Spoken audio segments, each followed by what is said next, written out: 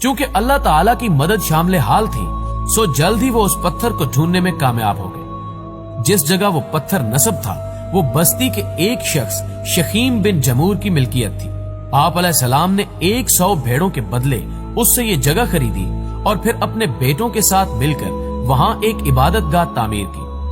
یہی جگہ آج بیت المقدس کہلاتی ہے۔ ناظرین گرامی، بیت المقدس میں قیام کے دوران حضرت یوسف علیہ السلام کی والدہ حضرت راحیل کے ہاں دوسرے بیٹے بن یامین کی پیدائش ہوئی، لیکن دوران زچگی وہ انتقال کر گئی۔ حضرت یعقوب علیہ السلام نے انہیں بیت اللحم میں سپرد خاک کیا اور قبر کے سرحانے نشانی کے طور پر ایک پتھر گاڑ دیا۔ آج بھی حضرت راحیل کی قبر اور وہ پتھر موجود ہے۔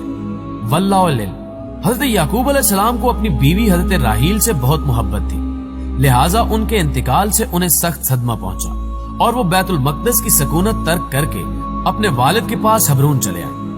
یہ وہی جگہ ہے جہاں آپ علیہ السلام کے دادا حضرت ابراہیم علیہ السلام بھی سکونت پذیر تھے۔ اس دوران بڑے بھائی مہیس بھی وہاں پہنچ چکے تھے۔ حضرت اسحاق علیہ السلام نے دونوں بیٹوں کی موجودگی میں 180 سال کی عمر میں وفات پائی۔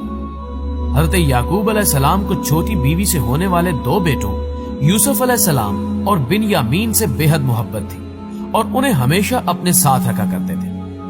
سوتیلے بھائیوں کو یہ بات بہت بری لگتی تھی اور وہ ان دونوں بھائیوں کو رنج و تکلیف پہنچانے کا کوئی موقع ہاتھ سے نہ جانے دیتے۔ حضرت یعقوب علیہ السلام جانتے تھے کہ بڑے 10 بھائی ان دونوں سے حسد کرتے ہیں۔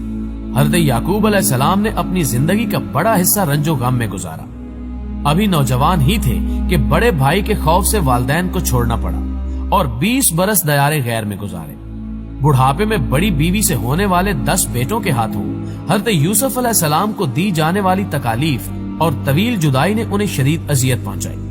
اس کا تفصیلی تذکرہ ہم اپنے اگلے سلسلے قصہ یوسف علیہ السلام میں بیان کریں گے۔ وہ حضرت یوسف علیہ السلام کی جدائی کے سبب 40 سال تک انہیں یاد کر کے روتے رہے، یہاں تک کہ روتے روتے آنکھوں کی بینائی ضائع ہو گئی۔ آخر 40 سال بعد اللہ تعالیٰ نے